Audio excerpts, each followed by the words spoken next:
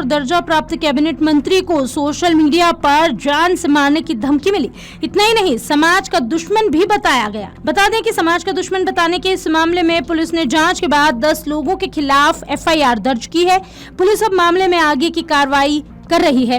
इतना ही नहीं, धमकी देने और छवि खराब करने वालों की तलाश भी की जा रही है। खुदीराम बोस मार्ग पर रहने वाले मध्य प्रदेश वक्फ बोर्ड के अध्यक्ष और भाजपा प्रदेश प्रवक्ता के साथ कैबिनेट मंत्री का दर्जा प्राप्त सनवर पटेल ने महाकाल थाना पुलिस को लिखित शिकायत दी है और बताया कि सोशल मीडिया के माध्यम से लोगों को भड़काकर उन पर हमला करने के लिए प्रेरित किया जा रहा है। धमकी देने के साथ समाज में उनके और उनके परिवार की छवि बिगाड़ने की कोशिश भी की जा रही है। उन्होंने आगे कहा कि सरकार और संगठन में विषयों पर टीवी चैनलों और समाचार एजेंसियों में बाइट देनी पड़ती है। विगत दिनों भारत सरकार ने संसद में वक्फ एक्ट संशोधन बिल 2024 पेश किया था, जिस पर मध्य प्रदेश और देश के टीवी चैनलों पर अपना बयान उन्होंने दिया था, जिसके बाद 11 नवंबर को कुछ लोगों ने उन्हें मुस्लिम समाज का दुश्मन बताया, जान से मारने की बात भी कही। कुछ लोगों ने भोपाल से MS की पढ़ाई कर रहे बेटे राहत पटेल की पूर्व में रामलीला मंचन में श्री राम की भूमिका निभाने की फोटो और वीडियो निकाली और सोशल मीडिया पर उसे शेयर करते हुए उस पर गंदे और भद्दे कमेंट किए।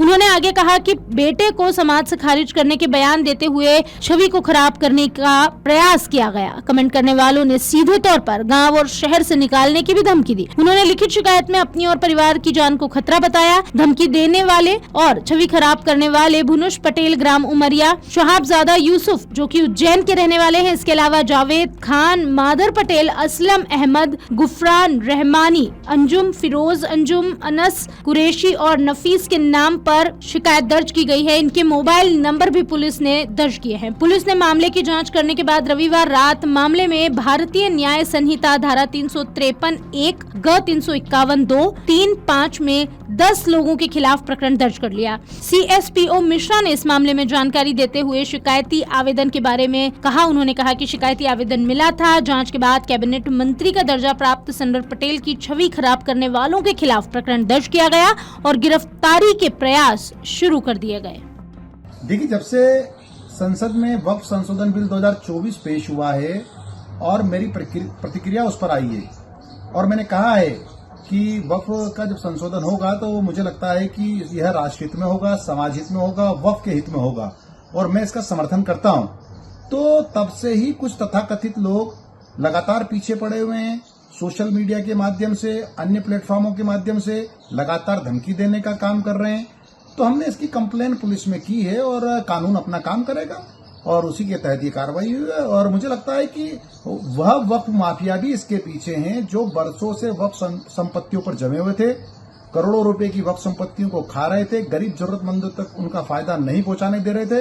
वर्तमान वक्फ बोर्ड ने उनको हटाने का काम किया है। तो कहीं ना कहीं मुझे उनके षड्यंत्र की भी बू आ रही है और मुझे लगता है कि कानून अपना काम करेगा। ऐसे लोग भी उनका पर्दाफाश किया जाएगा। और जहां तक सवाल है और डरने डराने की, तो ये बोर्ड डरने वाला बोर्ड नहीं है। कानून अपना काम करेगा, ऐसे लोगों को हम ठीक करेंगे। अस्सलाम वालेकुम रहमतुल्लाहि व बरकातुहू। मैंने अभी एनी न्यूज़ पे देखा कि वक्फ बोर्ड के जो चेयरमैन हैं उज्जैन के, वो सनवर पटेल बड़ी अच्छी अच्छी बातें कर रहे थे, क्योंकि अपना तो आपका कुछ गया नहीं। और वक्फ बोर्ड की संपत्ति का जो संशोधन जो बिल आया है उसमें वो स्वागत कर रहे हैं। माशाअल्लाह, बहुत अच्छे मुसलमान हैं। लेकिन सरकार को इस मुसलमानों के कामों में, मुसलमानों के इसमें दखलंदाजी देने की जरूरत क्या है? मैं सनवर पटेल से पूछता हूँ। और आप समर्थन कर रहे हैं, इसका रीज़न क्या है, उसका कारण क्या है, मैं जानना चाहता हूँ।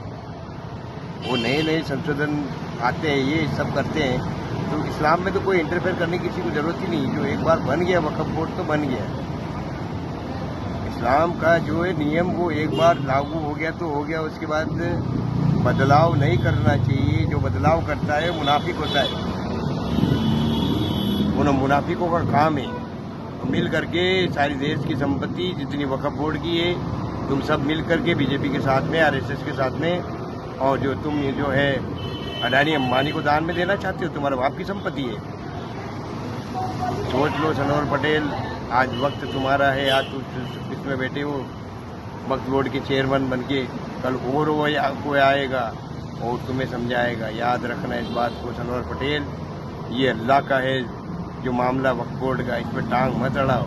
तुम खुदाई का दावा कर रहे हो और जुल्म को बढ़ावा दे रहे हो, जुल्म को रोक नहीं रहे हो, क्योंकि तुम जालिमों से डर रहे हो। इसलिए हुकूमत तो आती जाती रहती है, कितनी सरकारें आएगी जाएगी, लेकिन हमारी तो एक ही सरकार है, मोहम्मद की सरकार थी, है और रहेगी, क़यामत तक रहेगी। कान खोल के सुन लो, सुनो सनवर पटेल, तुम्हें जो वक्फ बोर्ड का चेयरमैन बनाया गया है, तो तुम जो है लोगों के साथ मिल करके और हमारे पूर्वजों की और अल्लाह के नाम पे दान की हुई संपत्ति को तुम हड़पना चाहते हो लोगों के साथ मिल करके, घूस खा करके। तुम्हें शर्म नहीं आती? मुसलमान हो या कौन हो तुम? मुझे तो लगता है तुम्हें दोबारा कलमा पढ़ना चाहिए। और इसी बात के साथ मैं जो है अपनी बात को, अगर आप ये वीडियो YouTube पर देख रहे हैं तो हमारे चैनल को सब्सक्राइब करें और बेल आइकन को दबाना ना भूलें। अगर आप Facebook पर ये वीडियो देख रहे हैं तो हमारे पेज को लाइक करें।